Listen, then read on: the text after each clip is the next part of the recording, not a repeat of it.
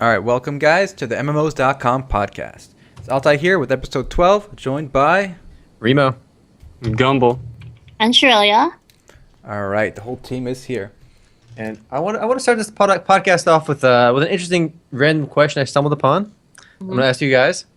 Basically, a bunch of game developers, finance companies, just a lot of companies ask weird interview questions to gauge people's mental aptitude and thinking ability. So I thought this one was pretty interesting. People's or their potential employees? They're potential employees. Okay. no, random people on the streets. Yeah, Go on. I mean, Yeah, you make they're that potential clear. employees. Okay. So the question, Goldman Sachs actually asks this to their people. Goldman Sachs, they make video games now? No, that's not them, but a lot of people ask it.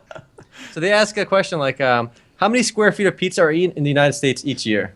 So Oh. how would you guys answer that? How many square feet? Okay, so how many is in one pizza pie? I got a good answer. All right, Gumby, go. A lot. A Give me a plus, you're job. hired. You're hired. You're the Thought CEO so. now. That's how they do their math at the investment banking, you know? A lot. What's our definition of pizza, though? Like, are we... Damn, she was thinking meta over here. Whoa. The bagel bites count as pizza? That's a good do question. bagel bites count as pizza? I mean, are we counting frozen pizzas? I mean, personally, That's I don't really count pizza. Pizza Hut as pizza. French you know? pizza? That's true, me either. Shots fired towards Pizza Hut, dude. Domino's too. Yeah, Domino's and Papa John's. Those three are not pizza, guys. They've really stepped up their game, though. Domino's, you gotta cut them some slack. But how got different better. do those three taste than like I the still feel small sick locations? after each one. Yeah. What? All right, so you all get fired because now that you even answered the... All right, I'll answer. Ready? I'll make it a simple 300 million. One square, whatever you said, per person. You don't even know the unit. 1 square, whatever. 300 million. That's my number. Am I hired or am I fired? Well, the goal of the question is to actually gauge the potential job applicants' thinking process. So if they want to hear you think out loud, like, okay, there's 300 million people in the U.S. Yeah. Maybe 200 million of them are pizza eaters. Maybe each one eats like 5 slices a month on average, and they want to, and then multiplying the inches on each square of pizza. They want you to the logical thinking process because they want to. That was my logical process. There's 300 million people in America. 300 million.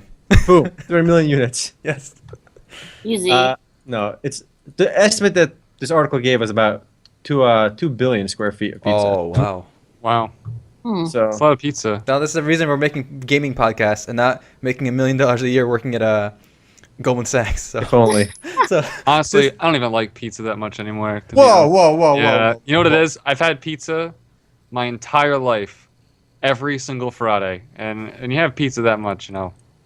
I don't know. You kind of just want some Chinese at that point. See, though, you really gotta ask like what the definition of pizza is, because if you don't, then your that's a good point. answer could be drastically different, right? Yeah. It's like you're counting like hot pockets now, and now you have to Hot factor Pocket's that not pizza. in. It's pizza flavored, all Hot, right? hot pocket pizza. What bagel We're not bites? hiring a Those lawyer are here. We're pizza. hiring an investor. Like you put pizza on a bagel. It doesn't count. French It's bread. literally pizza on a bagel. Doesn't count. I ain't counting it. So what we're defining pizza is like it has to be, the classic like takeout Pizza Hut pizza. I'm only counting triangular pizza too. None of that square shit flies with me, all right? Sicilian? Yo, Sicilian Sicilian does not amazing. fly. Sicilian pizza is one of the best kinds of pizza. I'm a purist, all right? Pure, that is pure pizza. It's Sicilian. Yeah, it's literally from Sicily, Italy. Okay. That's enough pizza talk. You all fail. Nobody gets a job. Let's talk about something MMO related, all right? So the big news this The week, big of news, course, yes, is Tree of Savior, international closed beta. is Only actually 5,000 happening. people. Yeah, it's coming out, what, 3rd August? Third or fourth? No, a little later. That's when the contest runs to, I thought. 4th, you're right. Yeah, fourth. Did you guys hear about how wrecked I got about this though? Hmm. I've been so excited. You can ask Omer. I've been so excited for Tree of Savior like for so long. I'm like, man, I can't wait to have the beta. I'm gonna like ask them if I can get in and stuff. And then the one time that they have their 7-day beta is like the exact like right in the middle of when I'm not gonna be here. Yeah, it's like, Ouch. that's really weird. All 4 of us are going to be on vacation. End Same of this time. week, early next week. Yeah. It's like same time. maybe they listen. Maybe listen to they're like fuck those MMOs.com guys. We can't let them play our we can't let them do a first look for it, yo. Because they're gonna say that all roads lead to Ragnarok, and I don't want to hear that shit. I think they're banking on that. I think that's the majority of people playing their games. Everyone looking for Ragnarok. So Yeah, that makes sense. I mean, the thing is, it's only 7 days, right? And I think they're only going to give out 5,000 keys. Yeah. Yep. So it's not like a huge window. So it's all right. It's a very I'll small wait. window I'll for wait players to till play. next one. Yeah. I mean, think about it too. Like the way they said you're gonna get a beta key to play is if you're registered on treeofsavior.com you have a random chance of getting a beta invite. And with literally probably like at least over 1 million people already signed up on there, and probably more signing up now, you have a very slim chance regardless. And I think everyone's- they're counting people making multiple accounts because Yes. They must. do that, you know. I mean, Let's say each hardcore fan has like 5 accounts because he wants to enter 5 times to get a beta key. Odds of us getting one the legit way is very low. That is, I mean, for me, I'm not super excited for closed betas because it's gonna be a wipe. It's gonna be like short term. So I mean, I'll wait. I've seen the videos, but I want to get my hands on it because I want to see if it feels like the classic, the raw feel. All right, Oh. that's key. Mm-hmm. And you Well, can decide I'd rather from wait before. till it's polished. Yeah, we all know it's gonna take some time before it's up to a standard where no one's gonna complain. I am That's curious tough. to see those initial impressions. And You know, is there a lock? Like, are people allowed to take videos? Anyone know? No, yeah, I probably. think they should be able- Yeah. There's already think videos. you're just not allowed to live stream it. Isn't that the thing you're not allowed to do? Wow, really? They restricted live streaming? I'm not sure. Didn't they do that for the other betas? Like I thought they did that. Some games do it. I didn't read the announcement. I mean, they might be, but I mean, YouTube is full of. I'm not sure about the live stream, but YouTube is full of like the Korean. Korean one. Yep. Yeah, I know closed beta YouTube videos. is okay, but I think I think they didn't let you stream it. But don't take my word for it. It's just something that I kind of have in the back of my mind. Yo, if I had the closed beta access and I was actually at home that week, I'd stream it. Who cares? What, are they gonna ban my closed beta account for 7 days? I don't care. Who cares? What are they gonna do? What's the big deal? But like, don't you think it's a bit weird that a lot of companies like prevent you from putting up YouTube video screenshots and streams for like closed beta games? I think it's really dumb, and I also think, but in their defense, they use a really cool word for it. They don't say we're going to ban you. They say it's an embargo. Ooh. International politics. Wow. Embargo it. Yeah. I mean, maybe they just don't want they don't want all every single like small bug possibly being caught, or some I don't know. There might be some reason for it, like marketing wise, right? Yeah. Yeah, Like, like you could have a bad first impression. So Yeah. here's a question for you guys. In all your years, in alpha test, beta test, open beta test, whatever, free alpha. have you ever actually done the role of a beta tester and like reported a bug or something? I have. One Me? time. Me, never. One time I did. Really? Um, Tell us about it. I think it was actually Conan. It was Conan when it first came out, and I had said I lied and said I beta tested World of Warcraft and stuff to get in, and I submitted. Well, they had a good system too. Like at the end of each Perjury. quest, Send it to jail. at the end of each quest, they would ask you like, "How did you like this quest?" Blah blah blah. Give us a description, and I was into it, and I did it. That was That's the only actually time. interesting, the way they presented that to you. So at Yeah, the end of each quest in the game, they asked you. Yeah, so I wasn't going to go out of my way to give them feedback, but at the end of each quest, they had a rating system from like, say, 1 to 10. I'm pretty sure it was Conan, and they had a rating system, and then they ask you for feedback and whatnot. Like, how interesting was this? Was it enjoyable? What could be done differently? Blah, blah, blah. So if they didn't present it like that, though, I definitely wouldn't have done anything. All right, what about you guys? I mean, do you guys feel like that should be a requirement for beta testers? I mean, like right now with a random system, you have literally like everyone playing it, even people that aren't actually interested in participating. So like, for example, like as a developer, like I would want to be able to participate in that, especially since I'm really interested in their game and like I really want their game to succeed. Mm-hmm. Do you guys feel like that could be a requirement that they have? Like, I think that should be a requirement because In an ideal world. they have 5,000 they have 5,000 seats in the beta, right? And they're giving them away literally randomly. And this is a big game, They don't want to screw it up because there's so much hype on this. They can make a lot of money for it. I mean, they should find 5,000 people. They should be like a small application for the beta. Like they need to fill out what games you've tested, and if you're willing to submit like weekly reports or daily reports on what your experiences are. That way, the 5,000 people that play aren't just random people. They're people that actually want the game to be better, and they're willing to, give a little bit of feedback for it. Because I've never done that, by the way. Like I said, like my brother said, I've never submitted feedback in a beta. I've played betas, never gave feedback. Too lazy to go on the forums and give, advice. I feel like this should be the case for the earlier betas. Like definitely like the more exclusive betas that have less amounts of people, they should do.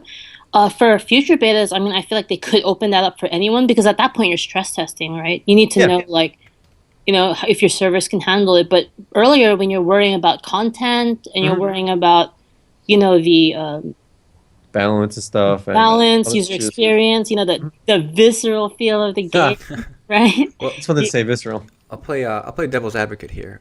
At this point, with YouTube, with Twitch, with Twitter, with all these gaming sites like ours, there's no such thing as a testing phase that is open to people, because the game will be judged on that state, and the companies know that. So open beta, like we said before, is release.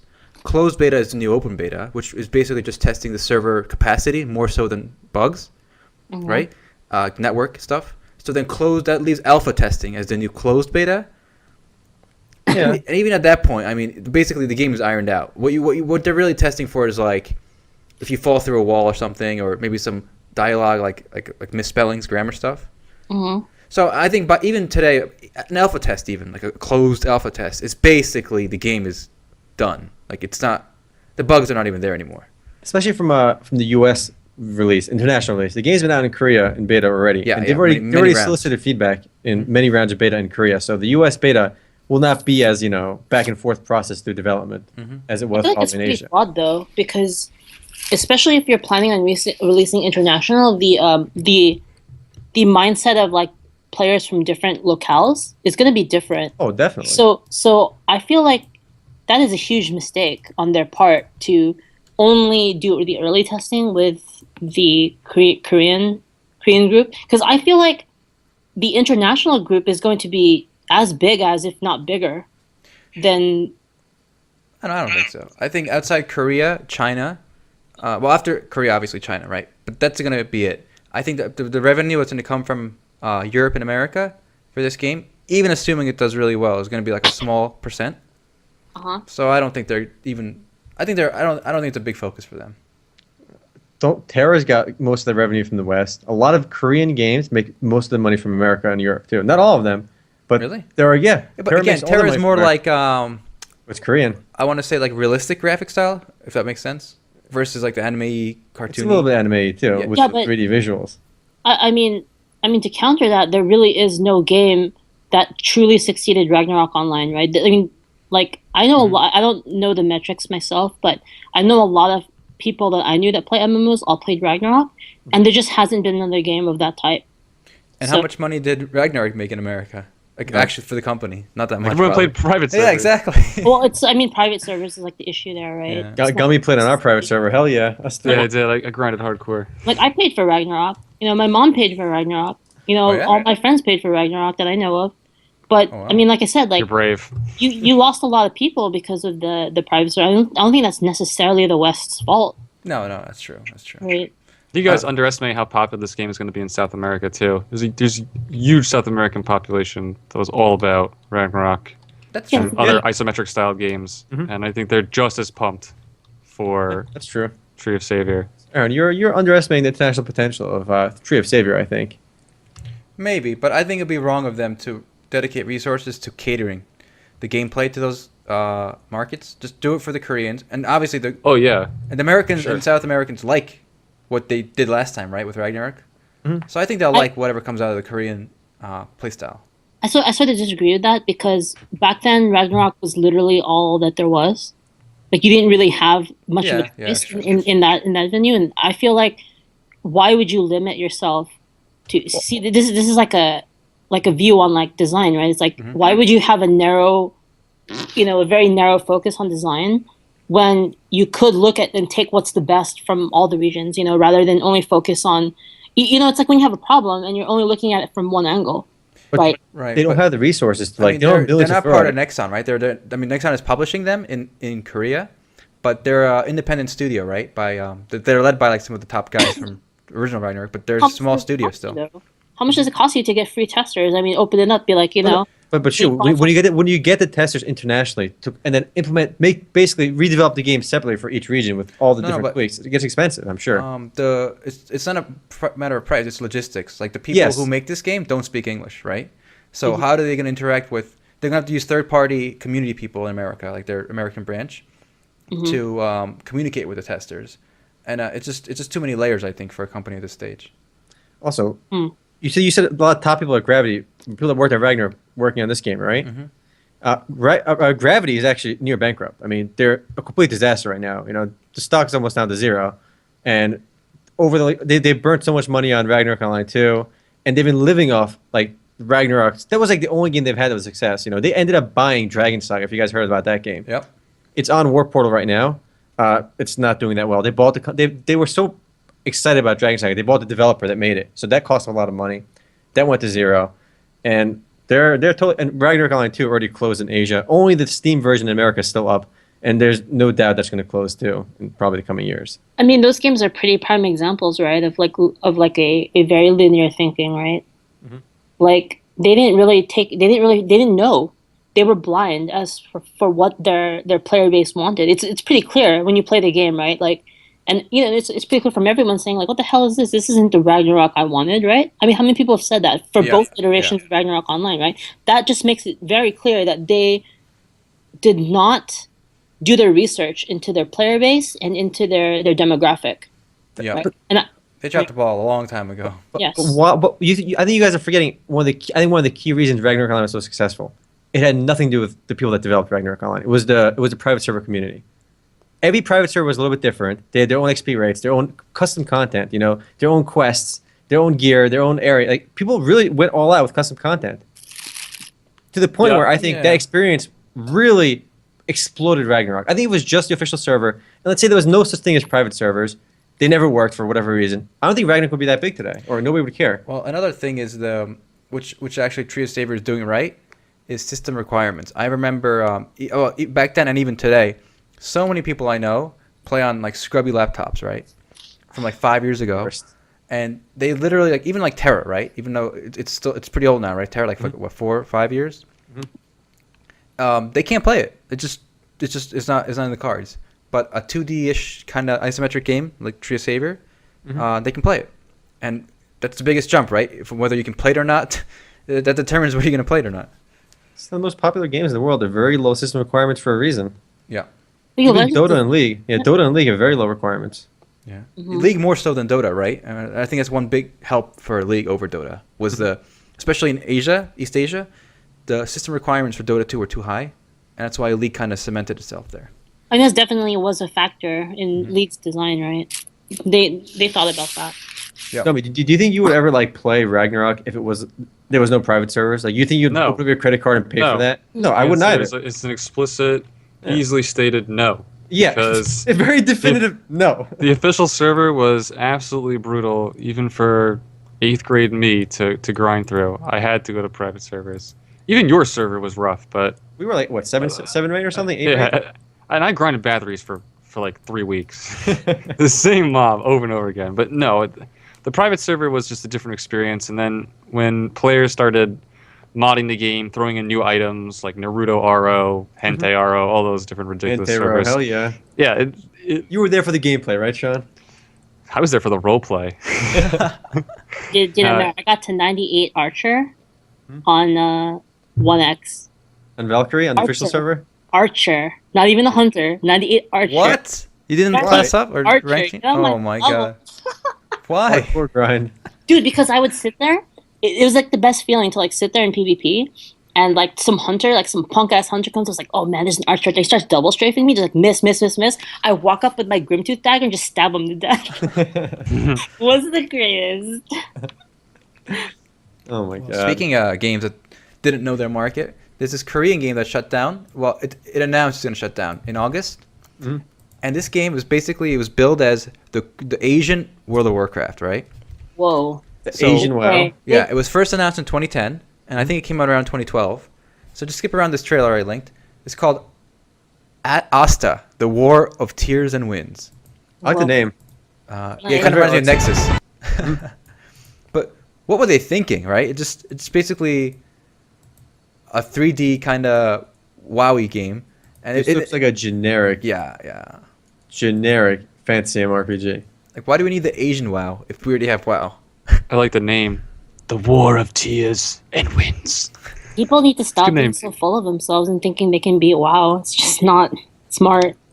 I'm sure they weren't trying to beat WoW. They just wanted to make a quick buck.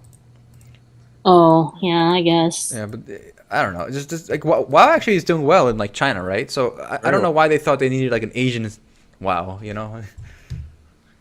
There's so many other things that, like, you know, so many places people can innovate, make different, you know, like the sci-fi genre is not very oversaturated. It's kind of like, get in on like, Secret World's like the only modern one, right? But that's Get not on- doing well either, though. Get in on some of that, But you know what is doing well? Sci-fi. SkyForge. It is Before- doing well. Yeah, before we jump on to SkyForge, like I think there's a reason why there's not other sci-fi-ish MMOs. I mean, is sci-fi really that big anymore? Like, if you Yes. watch TV, sci-fi's Actually, I not that think big, is it? Sci-fi's made a pretty big comeback recently with Interstellar, deGrasse Tyson promoting science in popular culture. I think you underestimate. I think sci-fi is seeing a resurgence. The sci-fi network's trying to cement themselves again by making Hyperion and Childhood's End, which are two legendary books and sci-fi and TV shows. I think, especially with AI, I think sci-fi's in a big comeback. You're going to see more sci-fi games soon. Are you using the sci-fi channel as like a resurgent sci-fi? They make like the worst original content. I understand they do make the worst original content, although they did make the only good Dune adaptation, which was still subpar. But they are trying to solidify themselves, and I think with movies like Ex Machina and Have You you know, seen? popular- you know I what think- brought sci-fi back or started the trend? Battlestar ahead. Galactica. The remake of that. I think it helped. How long was Battlestar Galactica the remake? That was a while ago, wasn't it? Yeah, but that's why I think that's when the resurgence started getting steam, I think. I like Maybe that's Battlestar the beginning. Galactica. That was a great show. And then Caprica got canceled in like 6 Caprica, weeks. I liked Caprica too. It was weird. It was convoluted and weird, but I liked That'd it. make a good MMO, right? Because it's got like the virtual world in the MMO. Like it's like MMO in an MMO. Meta MMO. Think about Maybe it. that's like saying Star Trek will make a good MMO, and it's okay. Why did Firefly get canceled? Yo, that was a good show. That was a great That show. was a really good Doesn't show. it? Wasn't someone supposed to make like a game for that? It's an overrated show. And then- I don't- Whoa. Whoa! Get the hell out of here, Gummy! Get the hell out! All right, I don't know. I'm gonna be linking the intro to Firefly in the notes, guys. Space Cowboys. I don't Did- get why did I s- everyone loves Firefly so much. Yo, I loved Firefly. But you know what the thing is? I went into it without knowing the hype. Me too. do you And think so did I, Oh. and I didn't buy it. I don't know. It's I like don't a. we'll get It's another like Star Trek? it's. No. Yeah, I was about to say, but until we get an official new Star Trek series, sci-fi is dead. Okay, that's We're not the sign of getting sci-fi one. coming back. What's That's a his good. name was That's a good supposed to litmus do it? test. Who directed Star Trek again? And it's Movies? directing Star Wars right now. I'll No tip my idea. tongue. You guys have no idea. We're not movie nerds. Isn't Oh, just my- Game nerds. Star Trek is just done? Someone in the comments gonna write it. I hope. Dude, there has been a new Star Trek. J.J. film. Abrams, man. Yeah. J.J. Abrams Oh, yeah, I was heard trying the to name, make. yeah. He was trying to make a new Star Trek TV show, but there were all these legal disputes between who owned the property, so he gave up. So CBS there's not owns going to be it, a Star I think. Trek TV show for a while. Yeah, there was a dispute though. His company was trying to buy it, and then he Well, owns whatever. They certain can just call it assets. something else. You know, like Star Journey. It's called Babylon 5. Yeah, right. That's so old too. I know, but that was the They original copied. DS9. Yeah, DS9. Did you guys like SG1? I started. I never watched SG1 I yet. watched Universe, the newest one. It was meh. Dude, SG1 was better, dude. SG1's very high rated. Aaron and I will probably watch. We'll try watching because I've heard really good things. You know, it's a good one, Black Mirror. That's what That's we need more. excellent show. Yeah, it's amazing. Does that count as sci-fi? Yes. Why? Every episode's kind of futuristic. You know? Why does That what do is- you mean? Does Black Mirror count? Of course, it counts as sci-fi. All right, It's- all right. Unless there's space diplomacy, it's not sci-fi. No, sci-fi is any type of alternative reality that's rooted in possibility. If you guys have Netflix, like viewers, you guys need to get on Black Mirror. If you like, yeah, if you like Twilight Zone, you'll like Black Mirror. That's good. It's a good way of putting it. It's more modern too, so it'll appeal to more people. But Right. with MMOs, let's go back to MMOs. All right. here's Okay. one. When So was the before- last sci-fi MMORPG or MMO? Well, didn't Sean play one like yesterday? He played Phantasy Star Online 2 in Southeast Asia. Which is Oh. never coming No, out. I played the apparently. Japanese. Oh, the Yeah, Japanese it's not one. coming out. Let's There's talk a about whole that bunch for of a sci-fi MMOs. Phantasy Star. If it came out now in America, it wouldn't do as well as if they had released it in 2012 when it released. It's just Yeah. it's a linear world. It is fun. It's mission-based hub world, but for what people demand now, and especially after the backlash from SkyForge, I don't think Western audiences would be receptive to it. But Yeah, why but did they it's, cut that off? Why didn't they make it? Yeah, they announced it in America. They announced it for an American audience. I think they made an official Yeah, website they announced too. it in July 2012. They made an official site, and then they haven't spoken about it in 3 years. And because I did a little research, the only justification I could find was simply Sega doesn't want to. That's it. There's really no other reason that I could find. I guess to them, it just seems like why bother? Maybe they just don't think it would do well here. But why not lift the IP block on the Southeast Asian version and bam, problem fixed, you know?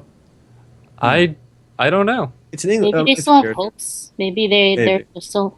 I mean, it's kind of dumb, like you guys said.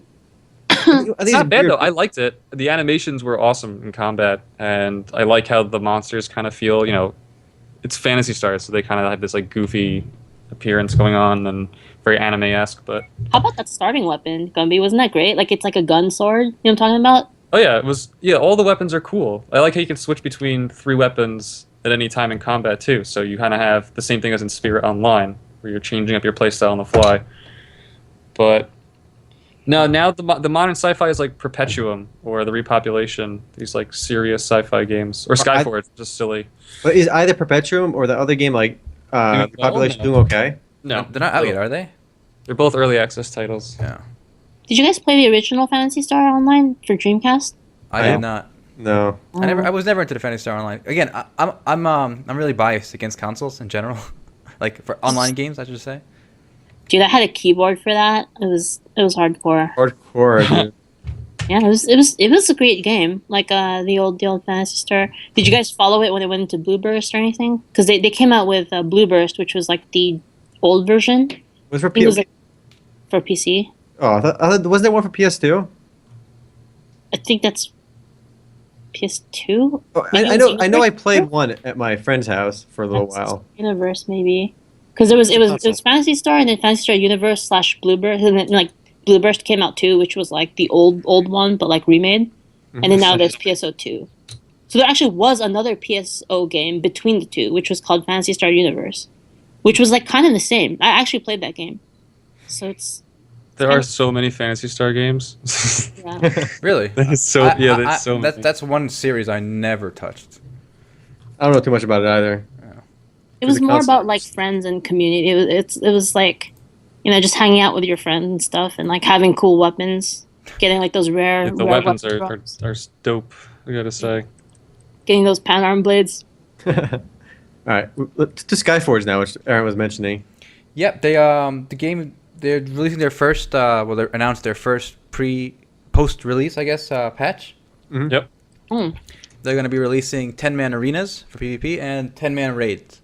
Ooh, baby. So have It's you pretty guys cool. Yeah, have you guys got past the 3-man dungeons yet? I haven't yet. No. Yeah. No, not I yet. got to do that.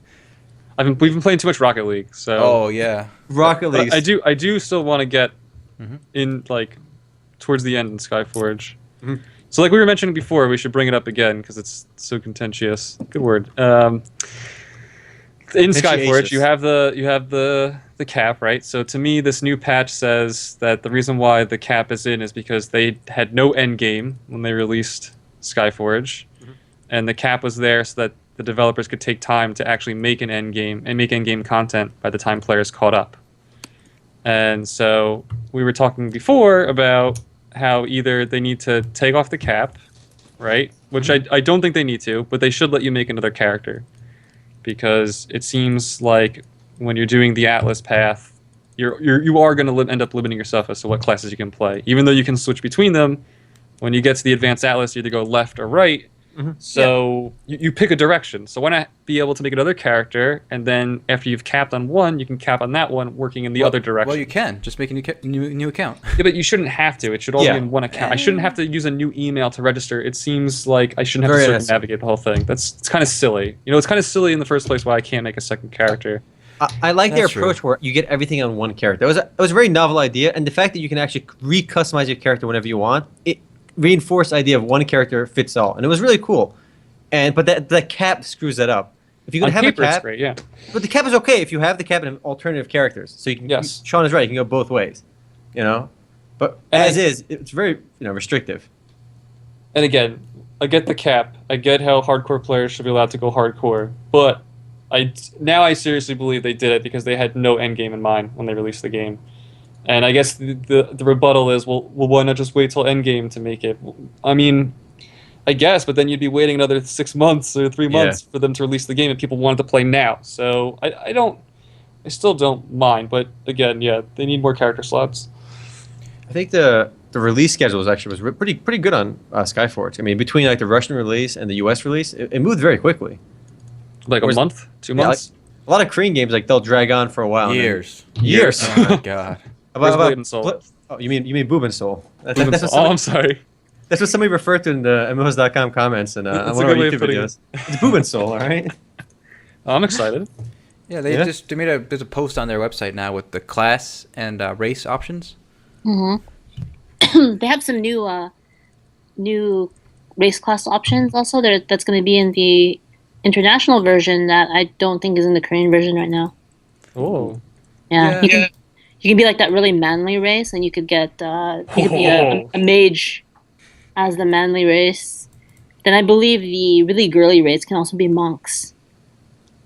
I'm obviously going to play the very manly race. I'm gonna play the little summoner. What's it called? The Lin, the little people. I'm playing the You lolly, gotta all go right? with the lolly. You gotta go with the Yeah. lolly. Hell yeah. There's just two lollies, kinda. Ooh. Oh no, there's one GK. There's only one. Oh, I was about to say, shit, you want me matching lollies?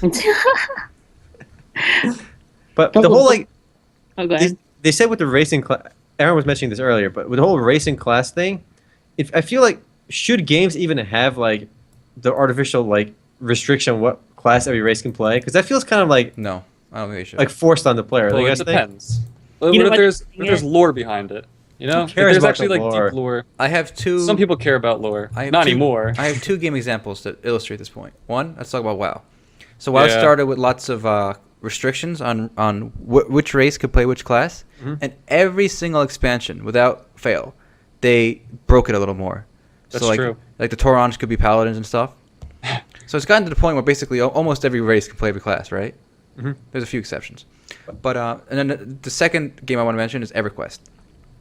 Now, this was a game where again there were class and race combo restrictions, but the thing was there were a lot of suboptimal options. So you could be like an ogre, right? And you could still be like a rogue, but your stats would just suck for it. Like there'd be no logical reason to do that, Right. but you could. And it kind of brings me back to the whole D&D thing. So every game has been going further and further away from D&D, where you were allowed to play the harder combination if you wanted to. That's interesting. Yeah. I can just imagine like an ogre rogue trying to be sneaky, like tiptoeing, like to sneak Yeah. up on somebody. You also had dwarf or gnome warriors, right? Which they weren't optimal for that because their strength sucked, but you could do it. You know, Gnomes, yeah. why not? It's kind of fun playing those kind of characters. Exactly. Especially in D&D, you Yeah. know, like it's a good story point. Like why is your character, you know? Yeah. The funny thing about WoW too is how far it's strayed from its original like goal. I mean, they originally made it so like the humans had like the paladins, right? And the horde had the shamans, like exclusive classes per. Yeah. And they threw that out the window, like, you know what? Screw it. Everyone can play either. Yeah. And they And made the it thing so, that's oh, go ahead. Sorry. wasn't also like they made us like if you made a one horde character on this server, you know, you can only play horde on that server. Didn't they get rid of that too? Yeah, I'm pretty sure they did. Yeah, so they got rid of that too. So it just But the thing is, in WoW, did it ever really matter what race you were? Like, you had like one or two abilities, right? it Will really, of the Forsaken, man. You had Yeah, like one that. ability. It was like I forgot what it's called, but the human humans had one was like perception. detect- You could, yeah, you yeah, could yeah. see invisible people. But that was You it. Orange had 1% extra HP or 2%. Do you guys even remember the old Will of the Forsaken? Like that shit was so broken. It's like you had to make a fucking undead rogue, dude. I do Yes. remember that. Do you guys remember it? It was like Yeah, I play remember Horde. the Dead Rogue. CCs, like You break. guys didn't play Horde, did you? No, No, I put Alliance. It was like break CCs and then immune to all CCs for like Wow. That's really like good. 15 seconds or something. It was ridiculous. Considering how weak the other ones were, you know, like the 2% HP for Taurens, and they got that very short stun. Humans had like very weak ones too. So when was the last time you felt that your race option, besides because the look, like the avatar, mattered? Like, I know in Star Wars, The Old Republic, it made no difference. I can't think of one game from You're recent right. memory. It makes Since no EverQuest, difference. honestly, the last thing I can think of was EverQuest. Even in Dayak, I don't think it mattered that much. No. It didn't Did it? WoW, dude. Old WoW did. No, it didn't. You got like No, one or it two didn't. skills. Come That's it. on. Sure, I played Wait. vanilla. Up Yeah, I to- played vanilla. The races didn't matter for all that much. Really? You guys don't feel like the racial abilities like matter? They were like so broken. That's- No. They weren't. Only one was maybe broken. But only compared to like other games. I mean, of that era. Warstomp was really good, right? Uh, if you were playing like a, you know, a 1 second stun was literally nothing. I mean, but compare that to like EverQuest, where a race between two races could be like this. The strength difference could be like 5 times difference in strength. Starting strength and stuff. Yeah. Yeah. it's more like traditional D&D esque type of thing. Yeah. Yeah. Wait. Besides the undead racial, like what else mattered? Do you think? Do you remember playing? Humans had literally nothing. Well, perception, bro. You can see stealth targets like 1 foot from you. For like 10 seconds. Yeah, it was inconsequential to the game. I remember Warstomp being pretty decent back then for PvP. I wish they did make it so each one mattered, because I felt like, you know, there was the benefit to being a human warrior versus like a night elf warrior. It was very minimal. Like, I mean, it mattered obviously in PvP, like 1-on-1, whatever. But even that, a rounding error. It was nothing. Dude, even in D&D, they're starting to make it less apparent. I mean, less important. Even in the current editions of D&D compared to before. I want, like, I guess I was spoiled with EverQuest, but I want totally different races. Like, some races could like hold their breath for a long time. The lizard race, I had an additional attack from the tail whip. Yep. Mm-hmm. So like that was like, so you had like 2 attacks, like a punch, a kick. But this race had a 3rd attack, and it was like literally 30% more damage at the beginning. Dude, remember that game I was telling you about, the text-based game? Mm-hmm. That game has really different races. Like one of the races can straight up fly. Yeah, stuff like that. That's what I mean. Straight up you can fly. Like another one is like you had a certain vision, like you could see like people that were stealth. Like you had like a different vision, like you see people's auras pretty much. Should you give us the name of the game in case people are curious? It's called Achaea. Achaea Dreams of Divine Land. It's an old MUD. It's actually still going. Dude, they were like the original exploiters of Wales. I'm calling it right now. They were like the original like free to play like. MUD is a multi-user dungeon, in case you guys are wondering. It's pretty much the predecessor to the MMORPG. It's the great grandfather of the MMO. Didn't Richard Garrett actually coin that term? Did he? I don't know. I know he made some, but I don't know if he. Continue, sure. MMORPG. Yeah. Anyway, it's an old MUD, and it's still around to this day. As far as graphics, they have a couple graphics now. Like there's a map, there's like HP bars and stuff, but the combat's really in depth. And like I said, the races are drastically different. Like one race straight up can fly. Like you can straight up just like fly and like shoot arrows from like the sky and like hit you. Another race has like an insane, like all of their global cooldowns are lower because they're like fast. And then there's another race that can straight up like they can charm you like with their eyes. They have like some eye power that like they look at you, you get charmed. Eye lasers. Yeah, but that's cool because each race actually does something, and I feel like nowadays it feels like a different cosmetic. That's what it is. Yeah, you want to play different race? It's a cosmetic. It's burly human, regular human, thin human. Those are the races, and they give them stupid names like Gokubuku. Like, Sean, what was the human race in Black Gold Online? I thought it was pretty funny. Like they called it something ridiculous. Oh, it was basically human. They had dumb names, and it's just human and human. Yeah, it's clearly just human and human. And it was funny that was the only thing in common between the two sides, was that somehow humans are parasites on both sides of the fence. But you know, we're cool like that.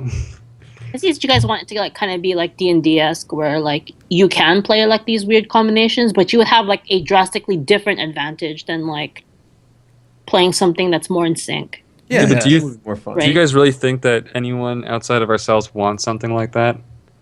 Like, does the modern player really want that, or do they just want the races to be an aesthetic? And that's something. I think that's what most people want, is what you said. Is they kind of want to be. You have people like you guys were talking about Ragnarok, where you have unconventional builds, like people not leveling, like sticking with the first class, people sticking with novice just for the hell of it. Yep. You get that from time to time. But yeah, I love doing that. I mean, I still do that in League of Legends, right? She plays these ridiculous non-meta builds. Like Sport Fizz, like AD Leona.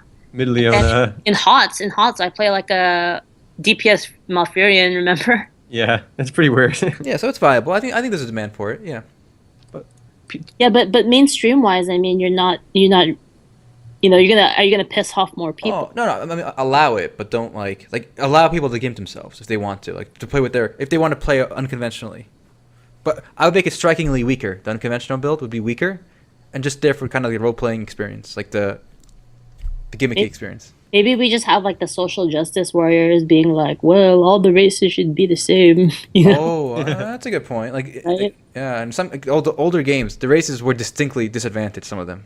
Mm-hmm. Yeah, it could be. It could be that like this is a fantasy world. You know, we should. You know, there should be no racism, and everyone should equal rights for Taurans, paladins now.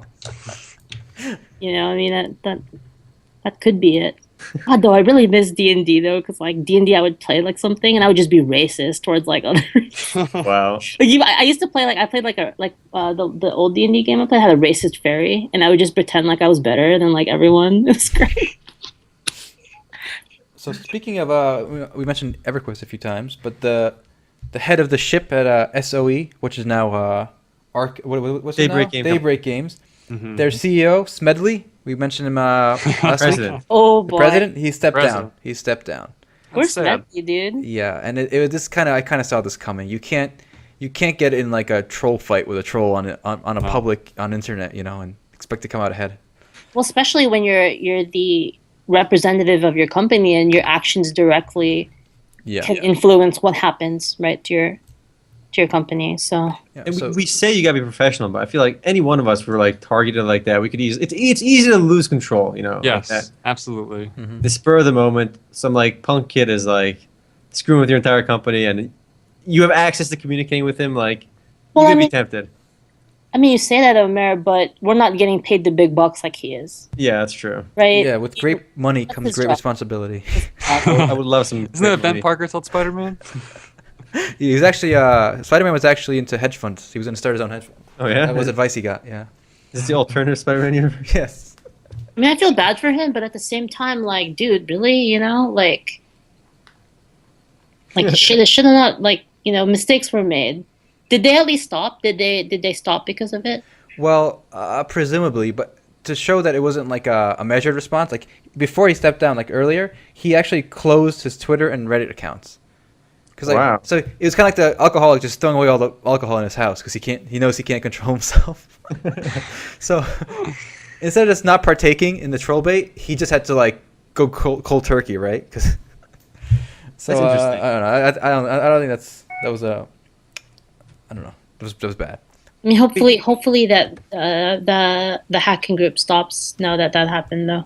Now it's time for theory craft because I love Also, theory crafting. Before that, though, he's actually still part of Daybreak. They said he'll be reassigned to a different role, so he didn't get quit or just leave completely. He stepped down from his I role read as that. president. I read that, and that's why I'm going to say I'm theory crafting. I think he's on his way out. Wow. Again, this is full disclosure. I'm just making all this up. This could be I could be wrong about all this. It's just Go for it. I'm Well, curious. sources close to the Daybreak Game Company told Erhan. Sources suggest. I think this guy, he's been there for a long time, right? Yeah.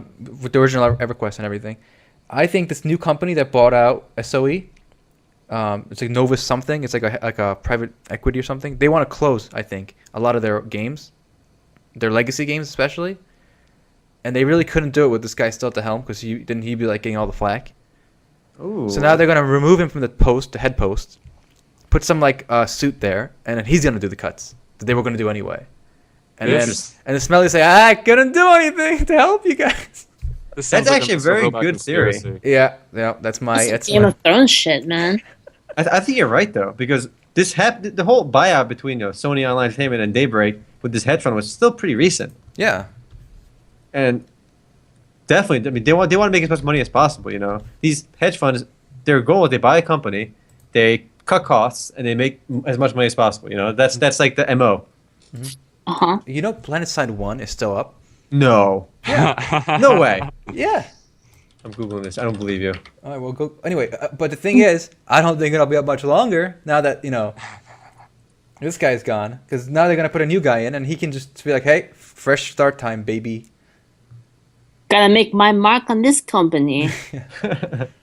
What is it? Everyone always has to do that. Every time like there's like a new person in charge, like they always gotta they gotta spin their dick around, But again, like I was saying, I think it's orchestrated. I think everyone is in on it, right? It's just they're using the new guy as a cover for what they wanted to do anyway. Let's go another level deeper. They hired the kid to hack them. Ooh, They hired him. Max He's is paid love. off. He's an agent. He's everyone's in on it.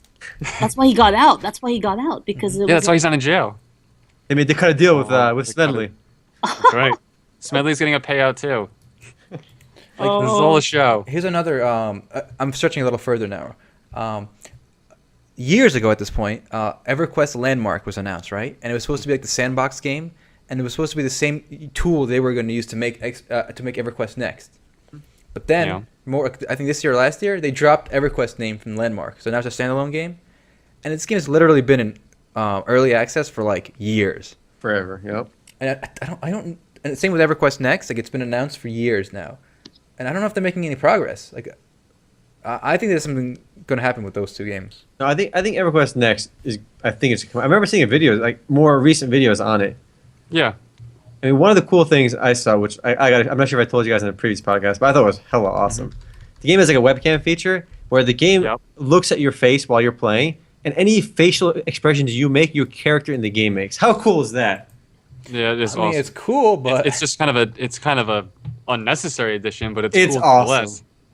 That's awesome if you want to make weird ass faces. Yo, I'm gonna be like grinding monsters when I see somebody. I'm like silly ass faces towards them, like spin my tongue around, play with my eyes. You see like a hot girl. You stick your tongue out. You're just like. Walk up to her, like so my face is like on her chest, and go. It'd be amazing.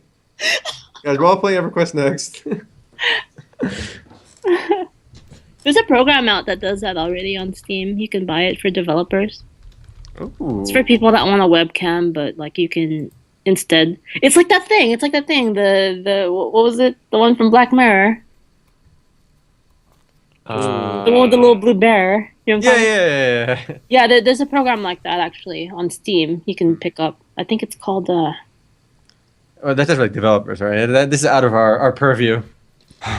Yeah. Oh yeah. But people use it for like Skype and stuff.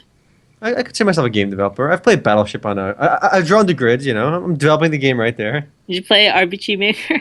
Yeah. I did play it. Yeah. Okay, Yeah, you me guys too. are now developers. game developers. Congrats. That's I played it successful for game. PlayStation. What? Yeah, it was rough. That sounds Why rough. would you do that to yourself? Wait, RPG Oh, it was years. It was the first RPG Maker. Oh my god! Why would you do that? Yeah. I How didn't many know any better. I was young. cards did you Leave me have? alone. Is that a virtual keyboard that you use the script? No, I used the controller. We gave up pretty quick. How Alright. many memory cards did you have? We did it. Another reason we gave up. What? Oh, that's funny. I remember actually memory card wise, when Aaron and I first got our PlayStation 1, like we were really young, we didn't know like you needed a memory card for it, right? Because we're retarded. So we had Final Fantasy 7, and we played for we're like, this game is the best game ever, right? We played for like 3 hours, got past a lot of the beginning stuff, and then we're like, oh shit, we can't save. And we're like, quick, leave it on. We can go to the store. We can go to Toys R Us. And too late, it was closed. So we left it on overnight, and it shut off the next day. And we Yeah, it shut off on its own. I remember that. Wait, it shut up on its own? Something happened. Yeah, I think it just shut off because we left it running forever. I don't think it does that. I've done that before. I've left the game on before. I don't remember. Something happened. Maybe my dad or something turned it off. But What is this noise? We had to play it over again, basically, Yeah. which was fine. We Yeah. went that far. yeah, memory cards are kind of key. All right, more speculation time. All right. I like speculation. I'll go. That's my favorite part. So Half-Life 3. Ooh. There was some news about this. A couple of things actually. My brother was telling me something about an art intern claiming she worked on it. She didn't claim. All she did was put it on her LinkedIn. She worked at Half-Life as an intern, and you put a description on LinkedIn, it's a social network for work, and she put for 2 months she was on the Half-Life 3 art assets. So that's everyone cling on to that as it's happening, but there's still no work. And then Gumby was telling me something about some staff being reshuffled. Yeah, some rumor article came out, and people are taking it as truth that Valve is moving around their developers and they're moving them away from Half-Life 3. But the thing is, Valve is famous for letting people work on any project they want to. All their desks are on wheels. Oh yeah, that's So true. it seems like it's just one of those BS rumors for clickbait. Half-Life 3 is definitely in development, and like you were saying before, it's not going to be released until they have some innovative technology to go with it. Because every Half-Life game has been at the cusp of showing off, something in development. Like Half-Life 1 was kind of revolutionized platformers and what FPSs can be. Half-Life 2 was physics. Half-Life 3 will probably be VR. Oh my god, dude. I think generally they use Half-Life to show off their engine, their game engine. Yep. Yeah. So Half-Life 2 showed off Source, right? Half-Life 3, there's no reason to announce it or release it unless it's built on Source 2 engine, which actually is still in testing. Right now you can play Dota. If you download Dota and then launch it, and inside the game you can download something called Reborn, which is the Source 2 beta engine.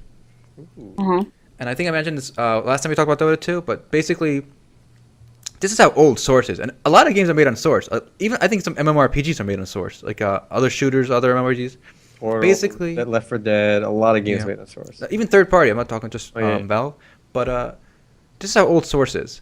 It can only, it only works with the first 2 cores on your graphics card, or your processor.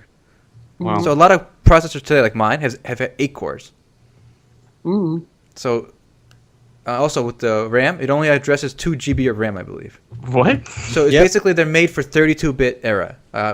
I'm sure a lot of you out there right now are using Windows 7 or 8, and these use 64-bit Processors. Yeah, what's it called? OS, I guess. I mean, any 32-bit is always limited to 2 GB RAM. If you have like whether it's whether it's Sony Vegas, whether it's anytime you download a game or some, if it's not 64-bit compatible, it's only utilizing 2 GB RAM. I thought 32 was 4.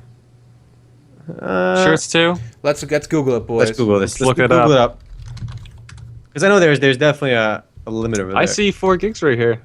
Ooh. Oh, get wrecked. All right, Sean's right. So our math was a little off. I was just winging it, you know. I think he's 4. trying to make up for the nitros. Yeah, I am. Oh no! It depends on the software too. Listen, I'm looking very specifically at Sony Vegas. 32-bit version can only utilize 2 GB of RAM, while the 64 one is significantly more. It says. All right, so fair enough. All right, we're both right. So in theoretical Everybody limit wins. is 4 gigs, Yes. but certain programs are 2 gigs. Try again next time, Gumby. So your source example might have been 2 GB. You know. Yeah, I think I read that somewhere. But either way, 2, 4. A lot of people today have a lot more. I know I have like 16, but a lot of people have 8. 8 and 6 are very common now. Yeah, even older computers have 6 these days. Mm-hmm. So that's a huge update. It's still in beta. It's not even live on the official Dota client yet. It's just a Dota beta client. So when that comes out, I think they're gonna use Half-Life 3 as a display for that. Completely agree. It's pretty smart for them to hold on to it though, because it's like why ruin, why half-ass something that's so legendary, Mm-hmm. And a lot of people works. Go. Another thing in that article was that there was this other rumor that the story was completed in 2009. I was going to say that. Yep. And I just want to say something about how stories are written. Stories are never static things. They constantly evolve. When you write a story, you rewrite it, 1,000 times. So undoubtedly, whatever Half-Life 3 story looked like in 2009, it doesn't look anything like that today. In fact, Half-Life 1 and Half-Life 2, there were entire sections of the game cut out before the final release. And that was post-writing, post-concept. Mm-hmm. So development isn't this linear path, and I think that's something that a lot of people have this notion of that's wrong. You're constantly going back and changing things, so that doesn't mean anything. People have said if the story is finished, why don't they release that as a story, like a book? Why would you do that? And then but this is actually when Valve I think actually replied. They actually said that we would never release the Half-Life 3 story on a standalone because there is no story on its own. Right. The game and the story are one product. That you can't. They're inseparable. Yeah. You have to remember that the environments in Half-Life 2 told the story. Physics tells the story. A game is a medium, and the entire process tells the story collectively. It's not like the story exists independently of the gameplay. It's all one thing. That's what makes video games interesting. And it's immersive that way. Like a lot of RPGs on like consoles and stuff, and a lot of games, they would not. The story is like you tell people it's an awesome story, but it's within the game world that it's awesome. Right. And you experience every little bit, every struggle. Uh-huh. Right. Like, have you ever actually looked at the Final Fantasy VII story, like, on its own? It's just a jumble of, like, strings of thoughts. Nonsensical stuff. Right? It comes together. It comes together in the game only because you're Yes. experiencing it, as you go with the characters. And that's And- important for any medium. Yeah. Stories are, if it's a book, a comic, like that's why I think comparing mediums is wrong, because everything exists within its own medium and they have to be judged that way, not by comparison.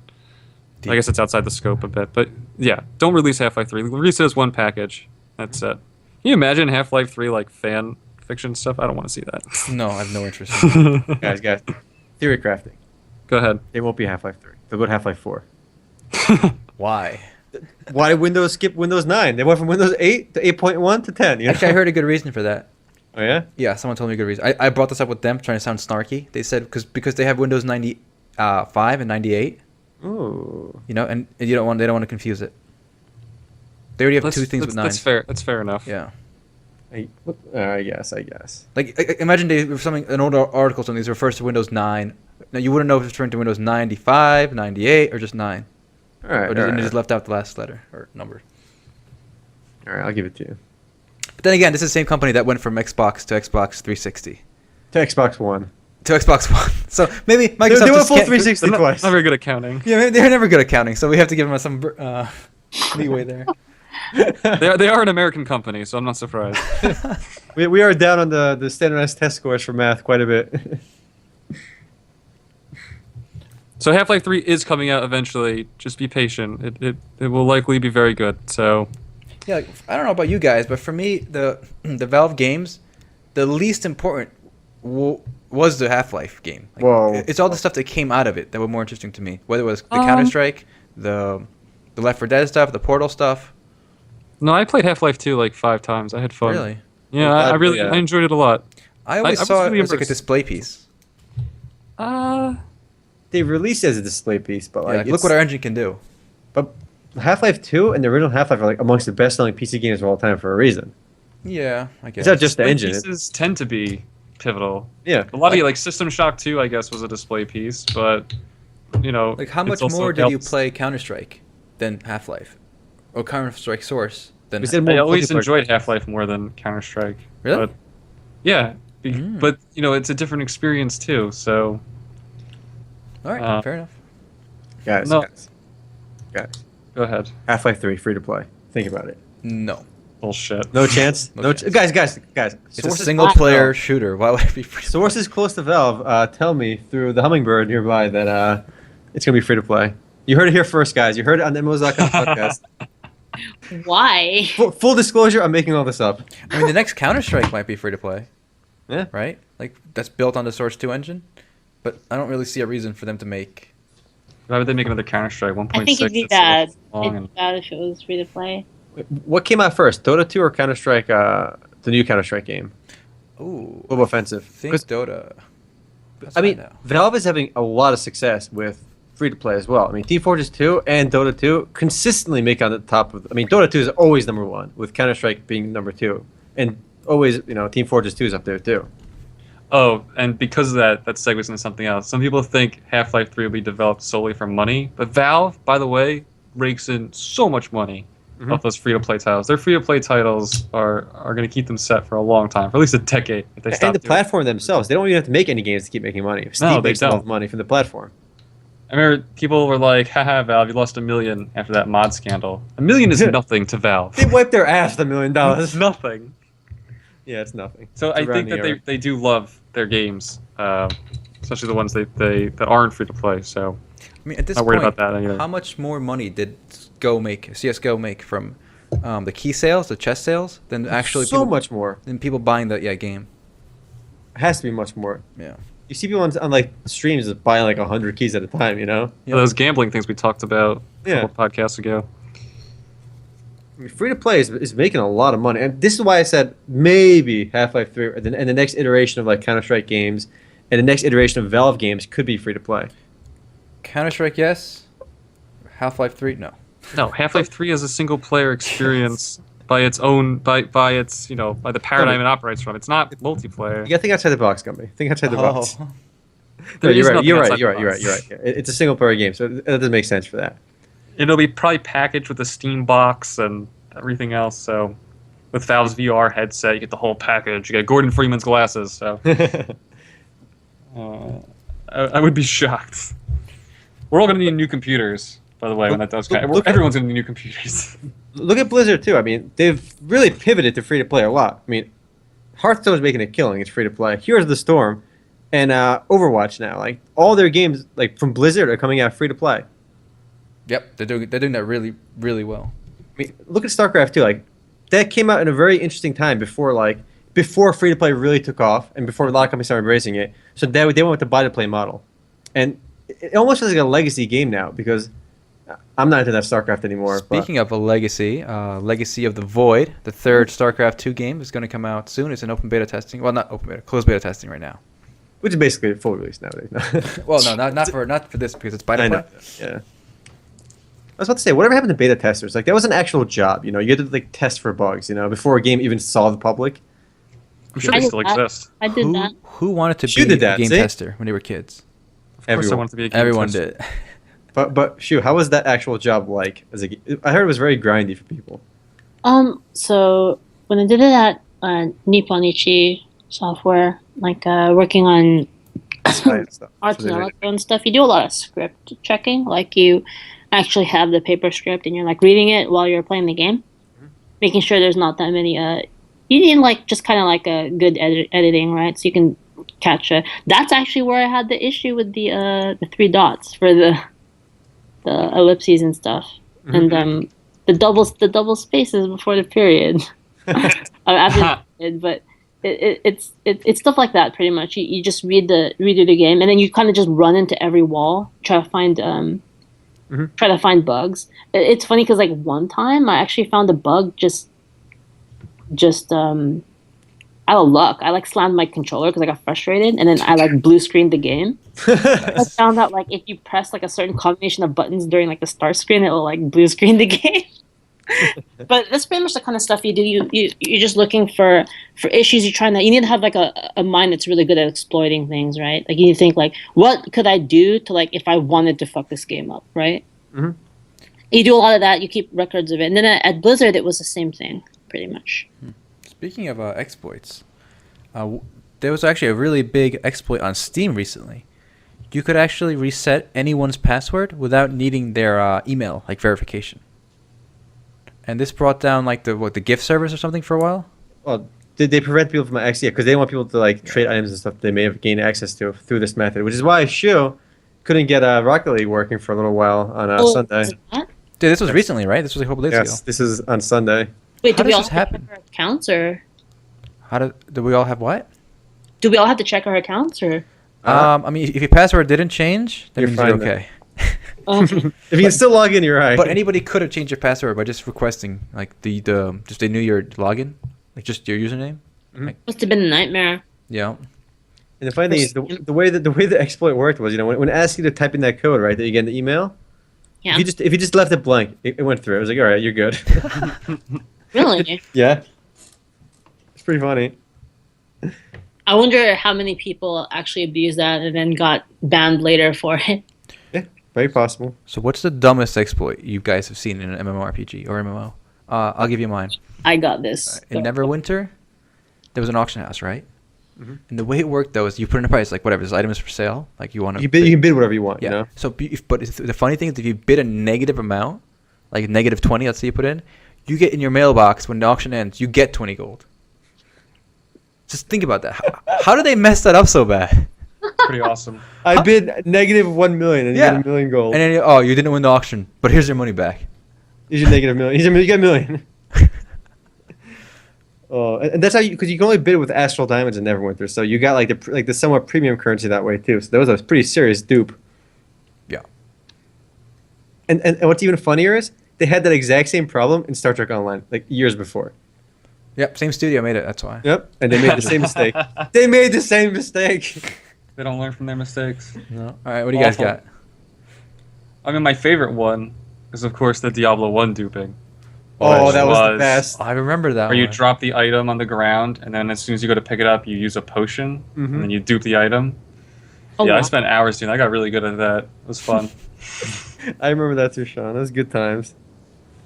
Funny thing is, go, Shu. Oh, I got 2 pretty good ones that are like actually they're different because they're not economy related. They're combat related. Mm-hmm. So before in World of Warcraft, if you're playing a warlock and you set up, you remember that portal? There's like a move where they set like a portal on the floor and then they can like press a button to like teleport to the portal. Okay. You know what I'm at? If you put that between a zone, like a teleporter, and you did that, what would happen is, so you'd put it between a teleporter and a. So what you do is you would mount up onto a flying mount, and then you would press that button, so it would like mid-air you would like jump onto the mount, but then your mount disappears because you're going through a portal, right? So it would cancel, but it would give you the flying flag still, so you could just fly around and just fucking nuke people from the sky. Like that was. That sounds fun. The other one was from Ragnarok, where if it was like click to move, right? Yeah. You would click to move to a certain place, and then if you used a move that had no animation, but it was invalid. So, for example, do you guys remember aerocrafting? Right. Yeah. Yeah, so if you use aerocrafting, like while you're walking, it will attempt to aerocraft, but you don't have an item in your inventory to aerocraft, so it would just like kind of glitch you out. Mhm. But so you would be standing still, but to the server you're still walking. Right. So what you could do is you could make yourself like immune to all AoEs, like no one could hit you, right? And you Whoa. could do all sorts of crazy shit. Like there was one point where I had a wizard, so I went to PvP and had a wizard, right? And you could do all sorts of stuff. Like you could firewall yourself back, and it would like leave your sprite in the like. For me, I could see that my sprite is, all the way north, right? Yeah. Actually, I'm all the way to the south, so they can't see me, right? Because it's delayed on their screen almost. Like it's Yes, stuck there. and Yeah. so casting in Ragnarok is actually client side. Your casting range is client side in Ragnarok Online, which is really stupid, but that's how. Yeah, It is. that is So it's based on where you can see on your screen. So I would have a wizard like 3 screens to the south, and I would just be like artillery bombarding that with like Lord of Vermilion and Stormgust from like really far away. And like so what I would do is I would go on my other character, right? I go on my other character, be like, hey guys. And like, I remember like the top guild back then was like fucking with me, right? And I was just like, I'll kill all of you guys like right now. And they're like, you can't do shit, you're just an archer. And then boom, they just all die. Because it's like a 15-second cast like Stormgust 10 and they just all die. Nice. Yeah. Exploiting the bugs. Easy. That's not how it works, man. I was gonna say with Sean's example in Diablo 1, I remember some guy like dropped his. I saw his armor. I was like, yeah, I'll dupe this for you, right? No problem. So he drops his plate mail on the ground to dupe, right? It has to be on the floor for you, and then you gotta pick it up. So as soon as he drops, I pick it up. I'm like, dude. He's like, dude, why'd you do that? I'm like, I kind of like it. He's like, dude, I'll dupe it for you. I'm like, nah, I kind of like this one, and I left. Because I didn't know if he could actually dupe or not. I didn't believe him. I just took his shit and I left. That's not an exploit, though, Omer. That's social engineering. That's being a douchebag. I didn't know he could actually dupe. I thought it was just like JKing. I don't know. Here's a quick one. Remo and I did this in Dark Age of Camelot. And basically, you could, if you at any crack in the wall, like where 2 walls meet, you could like jump in and then you go behind the wall. So we would sit behind the wall to the entrance of this one city called Tir Nanog, and we just basically knew people that come in and out, and they can't see us. Nice. Yeah. How mad did they get? They don't know what kills them. Yeah, they're just looking around like, what's going on? Do you guys remember any of the good League of Legends ones? Oh, let me think. I don't remember too many League of Legends like obvious exploits or serious bugs. Were you guys around during the Executioner's Calling exploit? Yeah, shoot, I think I heard about that. I think I was playing with you on that too, wasn't I? Yeah. I think we were. 'Cause Yeah. somebody, not gonna name any names, but some Riot designer accidentally had a 0.3 AP ratio per tick on the Executioner's Calling. So if you like go AP Tristana and you shoot somebody once, they just die. Good times. All right. Well, enough of that. Anything else, guys? We're over an hour already. Holy crap! This time flies, guys. The podcast time flies. We forgot to talk about that thing we were going to talk about, what constitutes an MMO, remember? Oh, yeah. Actually, we have a few editorials we didn't get to talk about. A lot, actually. Yeah. We'll get them up next time because a lot of these are timeless anyway. True. Also, if you guys want to help us out, check out our editorials. We're going to try to do one a day. This week we got one on Grind, how much I love Grind. We have one by Gumby on the definition of an MMO. Very heated debate in the comments on that one. Not really. Yeah. It's just one guy who doesn't understand how definitions work. You don't understand how like language works. So Remo did one on WoW clones. These are not like games where the gameplay is similar to WoW. These are games that like literally look like WoW. Like They are literal WoW clones. yeah. And finally, we have one on offline progression. So like kind of like what EVE Online does. There's a couple of examples in there, and what it's good, it's bad, pros and cons. So if you guys can leave a comment on your opinions on those. Also, if you guys are interested in writing, Yep. send me an email with a sample, and my email should be under my profile. Yep. And there's also a contact us page somewhere on the homepage on the bottom, right? Yeah. Yeah. So you can find us all there. Yeah. Besides that, we have a new feature. Maybe you guys probably already heard it. It's Omar's doing weekly news recap. Yep. I did my Oh, first again? one yesterday. Yeah, it started yesterday. The comeback. The weekly news recap will be every Monday, so it's before the podcast, and that actually allows us to talk about the interesting stuff in the podcast and discuss it rather than just actually worrying about getting through all the news, because it doesn't matter if we talk about all the news here, because we wouldn't have all the big stuff on the weekly news anyway. Remember watching that. It was good. Yeah, I did like over 100 of those, I think, before. I will definitely do more than that this time around. So, yeah, if you guys have any other ideas for like features on either the site or YouTube series ideas, like once a week kind of things, like shows, let us know. We're always looking for new ideas. Mm-hmm. We can't promise we're going to do every idea you guys recommend, but we'll think about it. Especially if the ideas suck. Yeah. Get the juices flowing, So what Amer's saying is, if he doesn't respond to your thing, that it sucks. That's what he said. I reply to most people. We've had some good ideas from the comments. I mean, I reply to I think every single YouTube comment that warrants a reply, and I read every single comment because we don't have like overwhelming amount of comments yet. So I think we had a lot of good ideas from there. I think we all check them out, right? We all Yeah. I try to read the comments. I don't reply too much, but my brother's good at that. So because I get the notifications. After I click through the notifications are gone. So only I get to see the notifications. That's true. So I get to read all your comments, guys. All right. And then finally, I know we said a few weeks ago that we were going to announce the Sunday Funday game on the podcast, which we didn't do last time. So let's do it this time. I picked Dota 2, but don't worry, I'm not going to put you guys through a whole 40-minute mobile experience. We're going to do the custom maps that are available on the new Reborn client. So you guys will get to see custom games and the new client. Nice. Mm-hmm. And custom games is supposed to be like, think of like StarCraft or Warcraft 3 custom games. It's just like crazy stuff that had almost nothing to do with Dota 2. So it's not really a MOBA we're going to be playing. We're going to be playing some hectic, fun mini games through the Dota 2 client. I'm expecting some kind of Meepo Wars game. If you guys played War 3 out there, you'll recognize some of the maps that we're going to play. Warcraft 3 had the best custom games. By some of the maps, we mean the DBZ map. And I the remember DBZ map. Hell That's yeah. my favorite one. That's my Hold on. least favorite one. Hold on. Remember the whole like Half-Life thing we were talking about earlier, and Half-Life Engine, then Half-Life 2 came out. Do you guys remember Earth Special Forces? Don't bring up Earth Special Forces. You know I still check for Earth Special Forces. Oh my god. For the Source Engine, when the Source Engine was first announced with Half-Life 2, they said they would make this DBZ game for Half-Life 1 into like for the Half-Life Source Engine, and Sean is still waiting for it. I mean, I even own Dragon Ball Xenoverse, but I had a lot of fun playing Earth Special Forces, and it is not coming out ever. That is a game that's never coming out, but it was always free, so. Is Xeno worth it, you think? Is it worth the hefty price tag? What? For Xeno. Xenoverse? Yeah. It's the best, in my opinion, it's the best DBZ game Wow. to release. So, yeah, if you love DBZ, yeah, I guess it's worth it. You get your money's worth.